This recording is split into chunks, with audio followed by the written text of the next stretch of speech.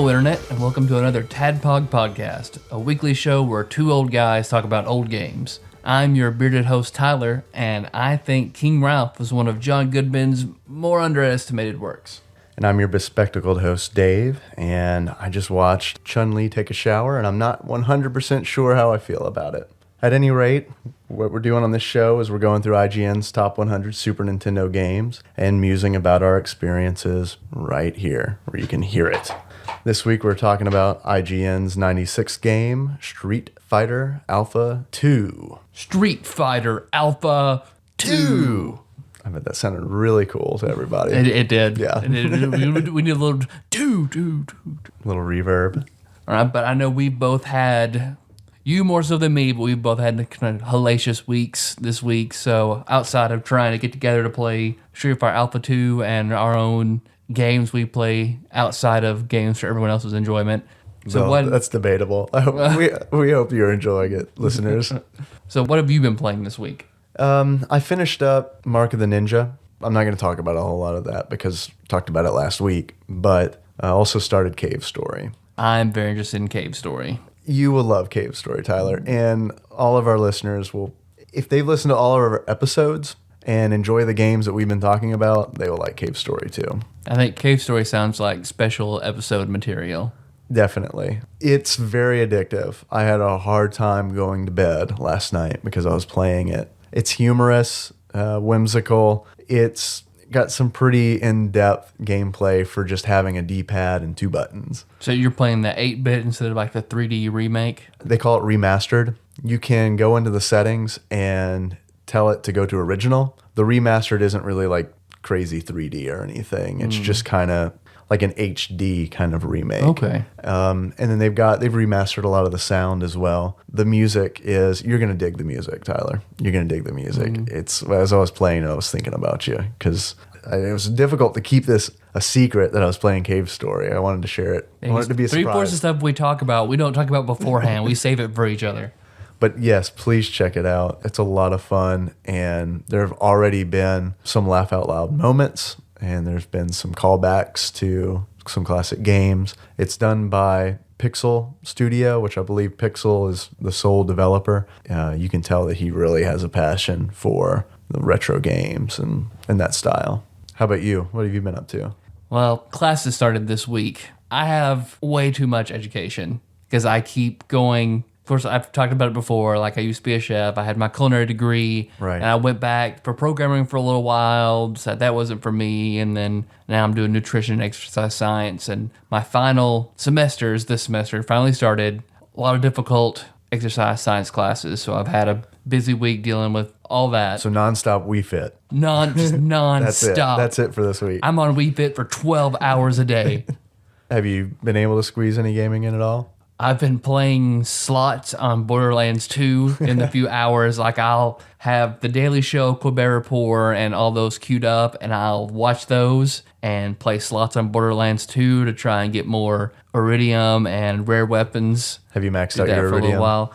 I got about halfway. I bet I put 4 hours in this Wow. week because you guys have been busy, so Yeah. I don't want to play my multiplayer character Yeah, I that much. understand. So just playing slots. Yeah, and I've Playing kind of had slots. the issue where I don't really even want to play solo because I want to experience the game with you guys. Solo's a very different experience. Since we started playing multiplayer, I haven't touched my solo character. Interesting. But what I have been doing a lot of this week is, like, my college is an hour away. So I've got a 2-hour commute every day, plus however much time I spend working out, I always listen to audiobooks. So And TADPOG. And TADPOG. Non-stop Just the TADPOG. same episode over and over and over again. Taking extensive notes. Taking it to the lab. What can I do better? How can I make this Exactly. just more listenable for everyone to listen? But I finished book 14 of The Wheel of Time. Like, I am not a crier.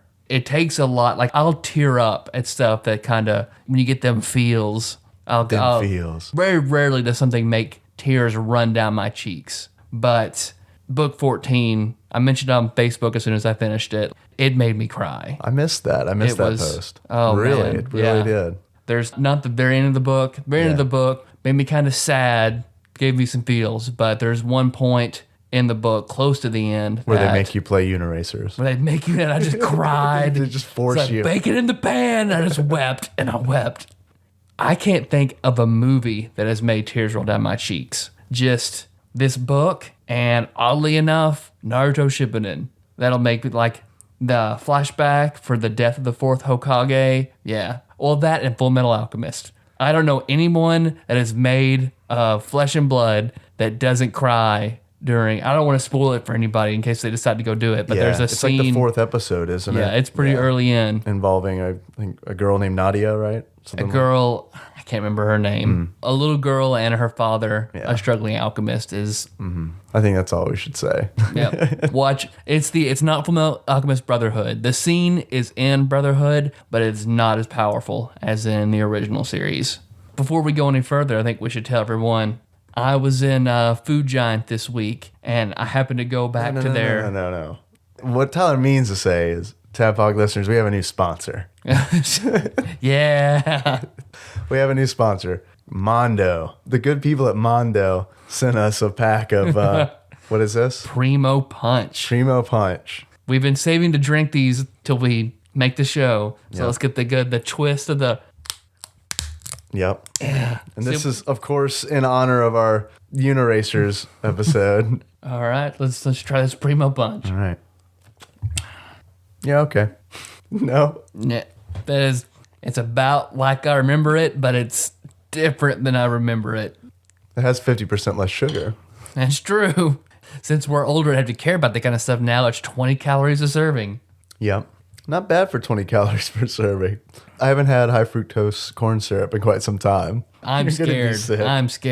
Those high fructose corn syrup drinks, like when you look in the back and it's water, high fructose corn syrup, that will make me sick real quick. Fruitopia has sent me to bed many a time.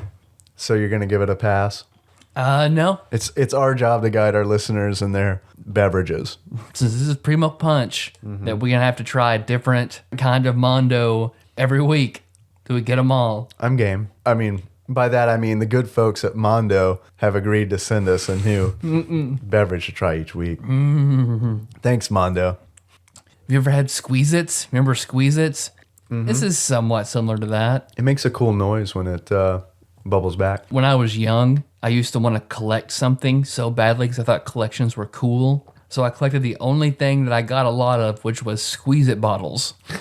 I would just down the Squeeze-It. My mom didn't want me to collect anything, so I would hide the Squeeze-It bottles underneath my bed. When she finally cleaned my room, she just found like 20, 40 Squeeze-It bottles and ants just all over my bed. Tyler, we're going to have ants. Well, you know what else is cool? What else is cool? You're going to really like this segue. Street Fighter Alpha 2. Well. Street Fighter Alpha 2 is really cool. I won't call you on that. Not to show my hand early or anything, but I think this is a great game.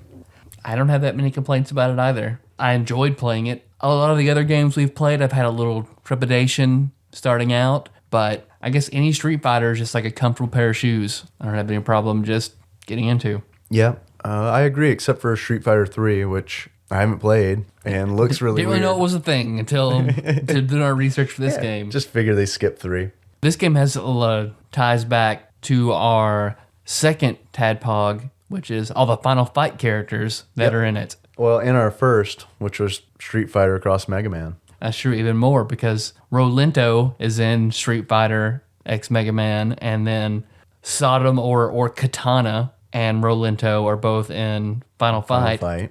Of course, it's the American version, so he's still referred to as Katana. Yeah, they keep with that. Yep. Before we go too much further, in case anyone out there is not familiar with Street Fighter Alpha 2, it was published and developed by Capcom. Everyone knows and loves Capcom, so there's probably not going to be any funny "where are they now" trivia because, well, everyone knows they're still around. Where are they now? It's like, well, a lot further on the Goodwill list than they used to be with fans. Yeah. But yeah, that's true. Actually, and that's a great point to bring up, that they used to be able to get away with this kind of stuff and there were no issues. But nowadays, if you re-release a game, there's a big stink about it. now they just re-release the same game and they throw a different number behind that Resident Evil.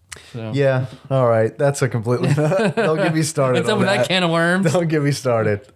So anyway, what's interesting about this game is that it hit the arcades in 1996, And then they released it on the Super Nintendo in late 96. It was almost 1997 when this game came out on the Super Nintendo. That's pretty late in the Super Nintendo's lifespan. It's known to have pushed the Super Nintendo's hardware to the limit. They took it to the limit. The limit. Thank you. I guess I sort of understand that. It's a late system game, but I don't feel like it was as polished and refined as like Street Fighter 2 Turbo.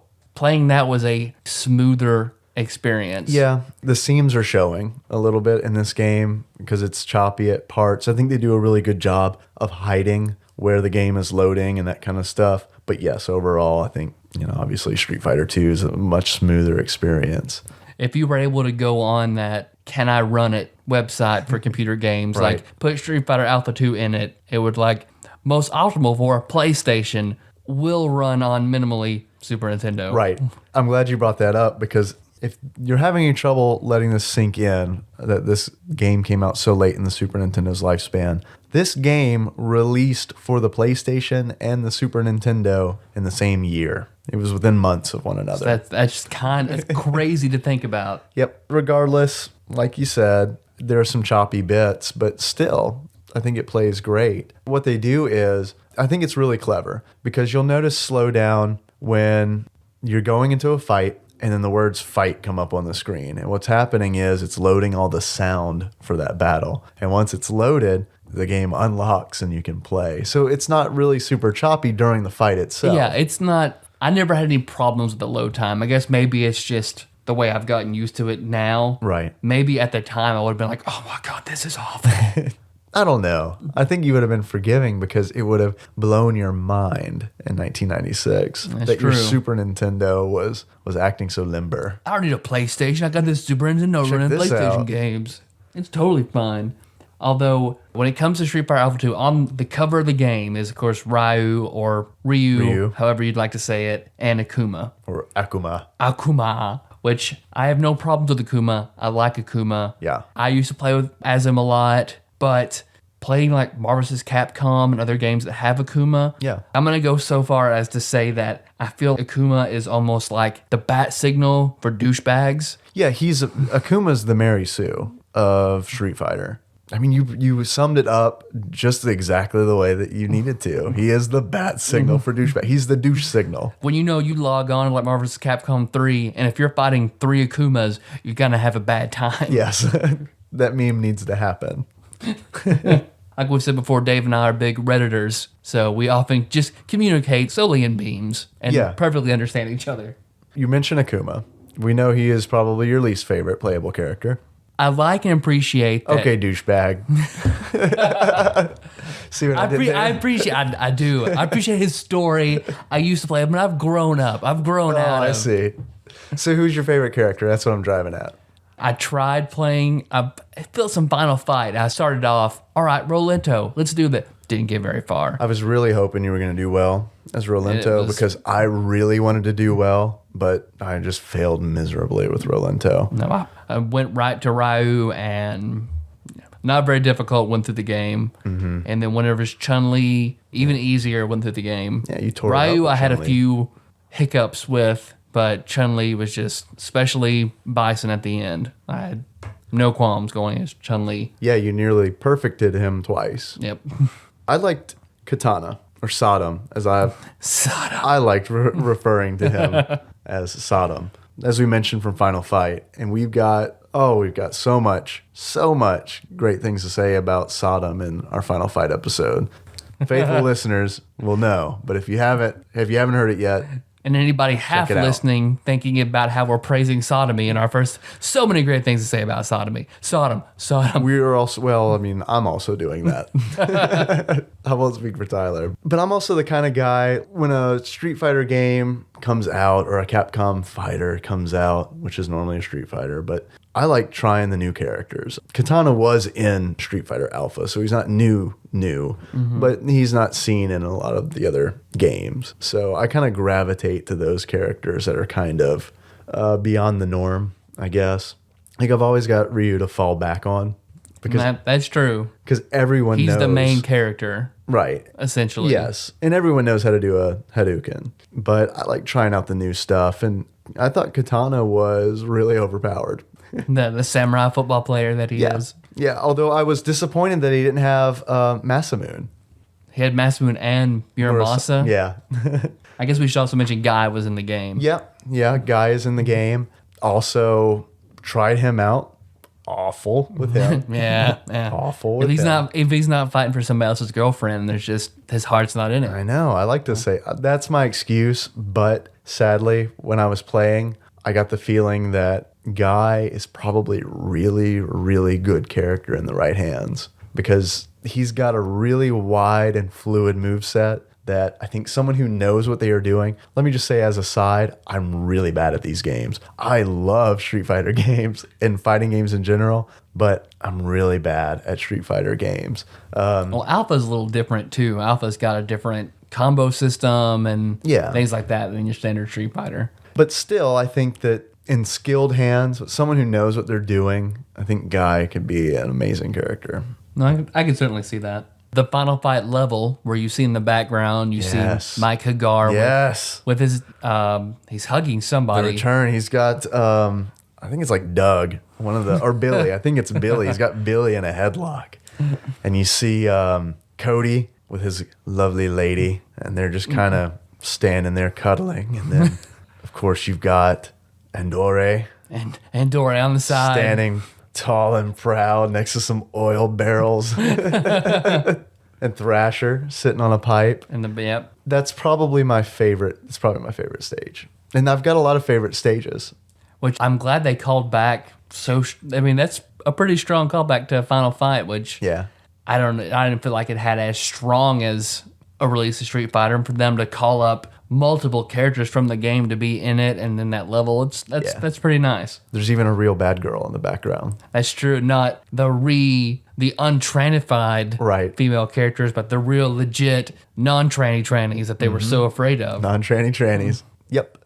But yeah, man, I really think that the stages were cool. There's a lot of animation going on. There's even some stages like M. Bison's stage. I love it that there's two soldiers in the background, and every time M. Bison comes within their line of sight, they salute. And then when the fight kind of moves to the left or to the right of the stage, they kind of go at ease and start talking to one another. That is good detail work for them to do. It's a lot better than Chun-Li's stage, where you have the endless loop of 1,000 bicyclers pedaling in the background. Yep. Looks like a commercial against communism where they're all in the matching uniform just riding their bicycles over and over and over. Yep. And then I like the level, looks like the steampunk birthday on a ship. Yep. Where I guess they ran out of pixels for happy birthday, so it's just happy birth. Happy birth. And I believe that's Ken's stage, and I think that's the listeners, I know you'll correct me, and I appreciate if you do, but I think that's a Darkstalkers reference. I think all those characters in the background are from Darkstalkers. Nice. I did not know that. Street Fighter Alpha reaches back in like the first Street Fighter and brings back a lot of characters, which I can respect that. I like playing to the past and bringing back old characters in a new way. Yeah. But there are some characters that I consider standard to Street Fighter that I missed in this game. Like I missed E Honda. I missed Blanca. Man, yeah. Blanca, we'll get into this. I'm sure I'll pour my heart out when we get to Street Fighter 2 Turbo, which is on the list, but it's going to be a little while. Hold out for about 2 more years and we'll get there. Blanca is one of those characters that I loved as a kid and I still love, but I just can't win with him. Yeah, no, unless I'm just tapping Y to have him just electrocute and hope they don't have any projectiles. Yeah, I've never been that skilled with Blanca. He's pretty good at making pound cake, though. Yeah. All right, that's a good segue into a segment talking about what it sounds like Street Fighter characters are saying doing their moves. And if you haven't seen the video where Blanca makes pound cake and then asks who would like some, which immediately ends in Ryu coming out with his spinning kick, I would like some pound cake. You should check that out. It'll take about 3 seconds out of your life, and we'll have that in the show notes. Yeah, I'll put that in the show notes, even though we've spoiled it for you, but the animation's pretty funny. We were playing with Nikki. Yeah, Nikki was watching. She had some good references as to what she thought they were saying. Yes. My favorite is, well, you have to take into consideration that the sound modulation, the voice modulation for this game. It's a Super Nintendo game. So I guess it's pretty impressive that you can kind of make out what people are saying in a Super Nintendo game. But with a lot of it being in Japanese and me being a uni-language American and Nikki as well, it's kind of funny what some of these interpretations can be. My favorite is avoid Ted Nugent. A timeless message. Yeah. Really. And then what, Rose shouting, porn stars. Yep, porn stars. And she seems very alarmed. I think Rose has an innate fear of porn stars. I may allude. She's clothed from head to toe. So I think that may allude to her backstory. Rose is probably one of my favorite of the new characters. I really enjoy Rose, like the psychic warrior kind of. An illusionist. So what would you say makes this game different? Let's go beyond Street Fighter games. What would you say makes this game different from other fighting games? That's the thing. While it had an interesting combo system with the shadow combos and the alpha counters and things like that, while a good game all around, I don't feel like there's anything in this game that you can't find better in another game. I feel like Street Fighter Alpha 2 is jack of all trades, master of none. But can you name a fighter that did it better before Street Fighter Alpha 2? Or are they all after? The smoothness that comes with combat was better done in Street Fighter 2. I feel like sort of just like the brawling without resorting to special moves was probably done better in the original Tekken. It gets everything right, but nothing I'm like, oh. Yeah, I see where you're coming from. I think it made some pretty important advances in the fighting genre, though. I think that the way it treated combos as opposed to just clunkily stringing together special moves. Like in Ultimate Mortal Kombat 3, where we talked about it being... Exactly, where it's very like herky-jerky in Ultimate Mortal Kombat 3. It's a lot more smooth. I think they make some good advancements there, and I think that it kind of goes back to... It's got this nice kind of animated style, which evolved from X-Men Children of the Atom. I think that was one of the first Capcom fighters that they kind of really focused on this animated style. You see that grow from there on out because they did that in Darkstalkers, and then they did it in Street Fighter Alpha 2, and then it just kept going from there. And you look at Marvel vs. Capcom 3 now, and it's very really animated what it looking. is. That's true. So I mean, it's really, I think it was a turning point for Capcom's fighting games right in that time period. Because Street Fighter does set the standard in just about every way in a fighting game that you see today, especially with Street Fighter 4 and bringing in Marvel vs. Capcom. Yeah, you can't really beat it. All the Street Fighter characters and their stories are all pretty solid, but the core that brings all these characters together, the World Warrior Tournament, it feels kind of sketchy and weak. Like, lots of great characters, very weak thread, kind of, tying everyone together. Sort of feel like Ryu's the main character. It's sort of this tournament going on, but he's kind of a low-powered Goku, just walking around. He's just trying to get better and better. The tournament doesn't have a story, really. I think that's kind of another thing that makes this game, or not necessarily specifically Street Fighter Alpha 2, but Street Fighter as a whole. The tournament never really has a story. Yeah, like Sagat is running the first one, so he could find the strongest fighter. Street Fighter. Then there was sort of M. Bison just came along, which Dave informed me today that I had no idea about Bison being a translation error. Yeah, I had thought, and I could be wrong, I had thought that Bison was supposed to be Balrog, and Balrog was supposed to be Bison. Balrog being the boxer who does a lot of charging, like a Bison would do, and M. Bison, the psychic warrior, the psionic warrior. Yeah, it doesn't... Yeah. Being Balrog, a demon, essentially. But then again, I've also heard that M. Bison was originally named Vega in the Japanese version. So I'm not an expert on Street Fighter lore, but I know that we have some listeners who are. If you know the true story behind M. Bison v. Balrog v. Vega, let us know on Facebook, please, because we'd like to know. And, we could look it up on the internet, but that's not nearly as fun as asking you. Yep, that's true. Like my tire question thing. Yeah, I can Google that, but it's fun. Sometimes it's fun to talk to people. Yeah, really. So plus any kind of Street Fighter information we get, we'll just save it up. Yeah. Let's keep backlogging it for Street Fighter 2 Turbo. Yeah, this is the practice episode, really, for Street Fighter Turbo or Street Fighter 2 Turbo. Since we have essentially like 80 slots to get to before we get to that game. Yeah, I think it's in the top 10, so it's going to be a while before we get there. We kind of talked about it. Obviously, we talked about the tournament not having a story. I think it's interesting the way that they do it because the tournament itself doesn't have a story, but each of the characters do. And in other fighting games, they do too, of course. And I don't think anyone ever really plays a fighting game for the strong narrative. Yeah. But I think it's cool the way they set up the rivals in this game. There is no quote unquote end boss. Each character has their own boss. For example, Katana. He is trying to reform the Mad Gear Gang. That's why he's entered this tournament. He's there to recruit. So what happens is his boss, if you play as Katana, his boss is Guy because Guy wants to stop him from regrouping the Mad Gear Gang. That is a really good point. That is something I like about that game. That is something I will say that Street Fighter Alpha 2, that's something unique I haven't really seen in other games. Usually you have like the distinct, overpowered, tyrannical final boss. Right. Now, when I fight Guy as Katana, he's definitely tougher than all the other opponents. So, I mean, they crank the difficulty up a little bit, but it's exactly what you said. There's not one single overpowered boss that everyone fights the same boss at the end. If anything, it adds some replayability. You're right. That is it. Because Ryu had Akuma at the end. Yes, of course. And Chun-Li had M. Bison. And you'll notice that Ryu also fights Sagat second to last. Since they have that Street Fighter 1 history. Right, because Ryu gave him that grievous scar across his chest at the end of what we assume he did at the end of the first Street Fighter tournament. Because looking at his Sagat sprite from the first one, he doesn't have a chest scar. Right. In the second one, he does. So, and that's actually, when you play through as Sagat, the final boss is Ryu. For that very reason. And the dialogue they have at the end, he even says something like, or right before the fight, they have this conversation, which I think is cool too.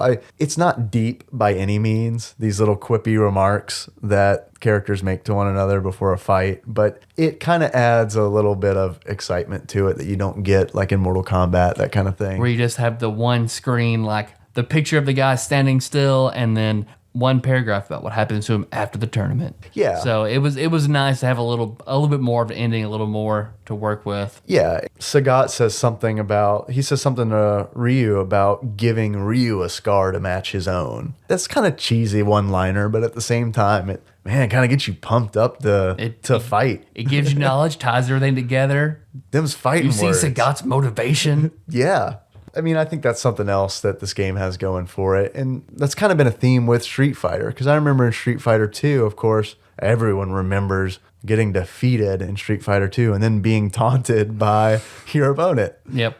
But overall, like, I don't want to say this is easier than Mortal Kombat. Because I bet some people think Mortal Kombat is easy because they're just their play style. But I found this easier, more comfortable. Yeah. Just a better experience overall. I think you're pretty safe in saying that Street Fighter Alpha 2 is an easier fighter than Ultimate Mortal Kombat 3, at least from a one-player standpoint, just going through the game by yourself. Of course, when you throw a 1v1, and when you start playing another person, all that goes out the window because the difficulty is going to depend on the skill of your opponent. But yeah, definitely easier. But yeah, I guess overall, I had a good time playing it. I think we both had a good time playing against each other. I think the game wasn't bad by any means. I don't think it was great. It was pretty good. Maybe it just didn't feel quite right to me. Like it just felt like just a port that they were trying to make a little more money by pushing it onto a system that wasn't quite equipped for it. Of course it's a port, and I don't know. I can't say whether or not they made the right decision financially to port it to the Super Nintendo. I still think it's a great looking game for the Super Nintendo. And you can't bash the game too bad because Katana has a semi-truck that's got kabuki paintings on the side and Christmas lights and the whole 9 yards. And it hit a vanity license plate that says Katana. I don't understand. I guess he bought it when he got to America. And if the Mad Gear Gang is broken up, how the hell is he affording this? What did he do? I don't think this is his first World Warrior tournament. I think maybe he's been hopping from country to country, making his way to America, just amassing this wealth. Just recruiting, since obviously the city, Metro City, is probably not in America. We just know it's by the Pacific Ocean. So he's just been making rounds after it's Metro north City. of the Atlantic Ocean. North of the Atlantic Ocean, Right. Thank you. And they have a Statue of Liberty. So I don't know. We'll see. They probably also have a Golden Gate Bridge. If you look on the map, anyone who's played a Street Fighter game knows that you fight all over the world. And before the fight, they show you where you're fighting. They'll tell you the country, and the little dot will appear on the map. The stage where you see all the final fight characters is like in New Mexico. Like it is, not quite the West Coast, but like right there. So I don't know what's going on. I don't know why they're there. Rolento's stage is Metro City, and it even says Metro City, and of course it's where New York should be. But I don't know why Hagar and Cody and the remainder of the Mad Gear gang is in New Mexico. Maybe they fled there. Mike Agar's a busy guy. I mean, he's got that whole city he saved. He's Marin. Should we talk about the Chun-Li shower scene that we had to go look up? I guess if you want to. It's pretty notorious. I remember seeing it when I was younger, but I saw the censored version. I had no idea that YouTube had an uncensored version. Yeah, there is an uncensored version on YouTube. I'm not going to put it in the show notes, but you can search for it. Just search for Chun-Li shower scene. And the only reason I'm not putting it in the show notes is because I don't want our web host to flag us for pornography. Good point. Good point. I'm fine swearing on this show and swearing in the show notes even, but I don't want to be flagged for porn because then, the federales get involved. So are there any guys or girls out there who like drawing boobs? But mainly guys. Mainly guys, but But if you're a girl and you're into that, we've got a Facebook go ahead and send us a page. Facebook message. I didn't know how to feel. Seeing Chun-Li's bare breasts, the 12-year-old inside of me is really excited, but the 30-year-old that I am is just kind of looking around the room, feeling ashamed.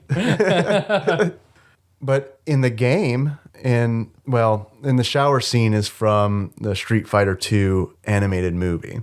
In the game, Chun-Li is very reserved in her dress and her attire. She doesn't have a skirt, so you can't pause the game. And if you say you don't know what I'm talking about, you are full of shit. I Because feel like you just channeled Jacob there.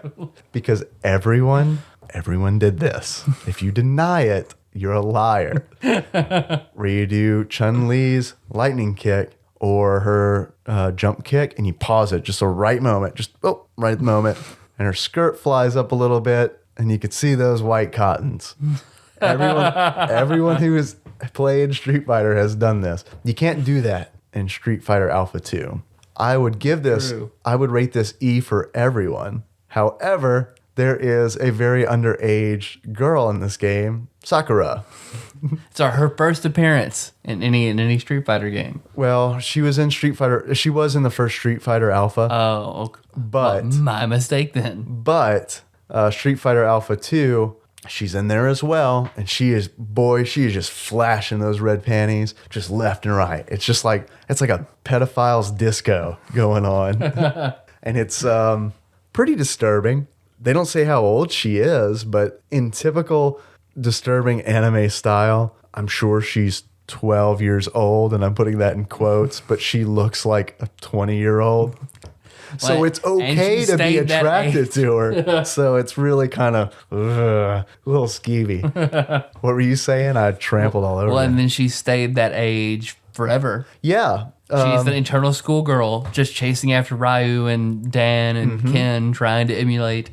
Which I guess for this sacred, secret martial art that they know, that this schoolgirl has just watched them enough to be able to do their moves. I guess she's impressive. Yeah, there is an anime for Street Fighter Alpha, and it's actually on Netflix streaming. So Nikki and I watched it. It's not bad. It's a lot better than the Street Fighter 2 animated movie, which makes no sense and has the notorious Chun-Li shower scene as we've covered. I would recommend it. It's a little I mean, come on, guys. It's a Street Fighter anime. It's a little predictable. It's a little on the predictable side. But in the anime, Sakura is just a complete wannabe. She is obsessed with Ryu, which I know she is in the game lore as well. But she's not being trained. She is just kind of stalking him, essentially, throughout the movie. So it's a good lesson. If you want to be like someone, learn powerful things to do physically. I mean, just stalk somebody. That's clearly the best way to go about it. If you want to physically overpower somebody. If you want to physically overpower someone and learn to do it, you got to stalk them. Hey, Ryu, you walk into your car alone tonight? Any other characters you want to talk about? I guess there is Birdie, who was in the first Street Fighter as a white guy, is now in Street Fighter Alpha 2 and he's black. Yeah, I mean, he's a darker gentleman. That's for sure. My theory is Birdie is from England. And I think he's a chimney sweep. I think he's a chimney sweep. I think in Street Fighter 1, he cleaned up. Obviously, he didn't win because Ryu won. So in this tournament, he said, fuck it. I don't need to take a shower. I'm fine. Yeah. And he's manacled. He's wearing these manacles. I don't know how he shimmies down the chimney with manacles, but he can fight with them. So maybe they were put him into prison for fighting on the streets in the first one, and now he's broken out. But it's made me think of something from back in the day. Like, only British people can fly. Well, British people, I remember we were a lot younger. There was a flash in the pan music group called Cleopatra. Okay, I don't remember this group. It was. Is this something we need to link in the show notes? Probably not. While we drink our Mondo and listen to Cleopatra. But they were 3 black girls from Great Britain. Okay. And black girls with an English accent, I think is just incredibly sexy. I don't know why. I love it. I'm into it. I think it's hot. Yeah, I'm not going to argue with you. I think a British accent goes a long way. I've already referenced Naruto Shippuden. I've made a Dragon Ball Z reference, so I'm going to go ahead and make a Doctor Who reference. Okay. Like, that's probably why I enjoy, in the new Doctor Who, Martha Jones, his Martha companion. Washington. Martha Washington. Obviously, I haven't watched any Doctor Who, so I'm just going to make catty comments as you go on. So one day after you get done with all your, after we play games and you have the rest of your life, there'll be Doctor Who's going to be waiting for you. I need to watch it, and I'm surprised you bring up Doctor Who. We haven't brought up Dragon Con yet. What? That's true. We have to talk about it every episode. We can't go through a podcast without mentioning Dragon Con. That's true. So maybe we'll see Charlie at Dragon Con or Cleopatra. God willing. We have been working on. You've been working on your Shao Kahn costume for Dragon Con, right? Yeah, been working out hardcore, getting ready to have my whole body shaved down. Buying the leather straps and the underwear and the UGG boots and a skull with leather goalie guards for your shins. Yep. That shows you how much I know about sports. Goalie guards for your bone parts on your legs. But yeah, Shao Kahn. I've got 6-7 months to tack on about 30 pounds of muscle. Yeah, we do. That's doable. Hard-boiled egg diet. Hard-boiled eggs with dipped in steroids. It's fine. It worked for Adam Carolla. What's the name of his first book? In 50 Years We'll All Be Chicks. Yeah, 50 Years We'll All Be Chicks. It's a good listen, especially on an audiobook when he's selling it himself. And we're not making a dime off the recommendation, so you know that it's legitimate. Yep, legit. Not like Mondo. Mondo's really good, guys. Wink, wink. This Primo Punch is so good. We've got 4 more in that pack that's going to sit in the fridge. Anybody wants to come get some Mondo. Yeah, I tell you what. I'm glad you brought that up. Listeners, the first person to write a review on iTunes for this episode, I will mail you a Mondo. Nice. We'll sign it. We'll sign a Mondo and mail it to you. You just have to find me on Facebook and message me your address if you trust me with that information. Or post your address on the TADPOG wall. Right. And you'll get stuff in the mail. Yeah. You'll either get a bottle of Mondo or a screenshot of Chun-Li in the shower. So win-win. So Tyler. Yes, Dave. We've talked about a lot of good things today. We've talked about animated breasts and our favorite drink in the world, Mondo. But all good things must come to an end. Before they do, I've got a very important question for you. I'd love to hear your very important question. Tyler. Yes, Dave. How many beards would you give this game? Okay. thought about this because it is Street Fighter. There's a solid standard that it lives up to. Mm-hmm. But again, there are a few faults with the game. So I'm going to give it 2 beards. That's a good number of beards. And they are red beards, which I think we agree that's the best color for beards. But they're Balbo beards. 2 red Balbo beards. Balbo beards? Balbo beards. Balbo Baggins? Balbo Baggett. Balbo Biggins? A Balbo beard is... I'm sorry to interrupt, but that's got to be a porn star name. Balbo Biggins? All right, sorry. If anybody has heard of Balbo Biggins... No, but a Balbo is what looks like... big around as a bottle of Mondo. God, I'm so sorry. 2 Balbo beards. They're red. The red and a Balbo beard looks like if you go to our TADPOG art of my beard, although they don't have sideburns. Okay, so what do they have? Just ears? Yeah, there's Like nothing there. The hair ends and there's ears and there's a beard? Right. So it looks like it'd be a good beard, but there's something missing. It's a mystery. So, yeah. And then for glasses, 1 pair of horned rim glasses. Oh, cool. But they have plastic lenses. All right, whatever. So Are they functioning lenses or are they just there to... They're just there. They're kind of cloudy. They're just there. So like people wear them to make them look smart. Oh, okay. A little fact, speaking of wearing glasses to make you smart, our dear friend Blake Woods Yeah. has perfect vision, but it makes him sad because he wishes he could wear glasses because he likes the way they make him look. My sister's the same way. So I can't make fun of Blake. As much as I want to make fun of Blake, I can't because then I'll be making fun of my sister. You got lucky this time, Blake. Yeah, you're off the hook, buddy. All right, but we do have a number of shout outs to get to. Thankfully, to all the very, very nice people out there who listen. So I give the first and heartfelt shout out to Tyler Dunnigan for giving us a 5-star review and comment on iTunes. Hell yeah. I don't Much know you appreciated. personally, man, but you seem like a really cool guy. And then a 5-star review and comment from RG Countdown. We're pretty sure we know who you are. I think they know who that is. So thank you. More comments and shares and likes from Nikki Moore. Shout out to promoter of the show, Jess Dockery, Silk Street Post.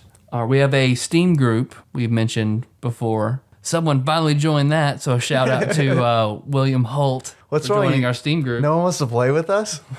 Special shout out to our friend fighting in Afghanistan, Zach English. Yeah, he started listening to the show recently, He's right? been able to get on the internet now, and he's really enjoyed the show. If you happen to have a lot of bored buddies over there, tell them about Tadpog, Zach.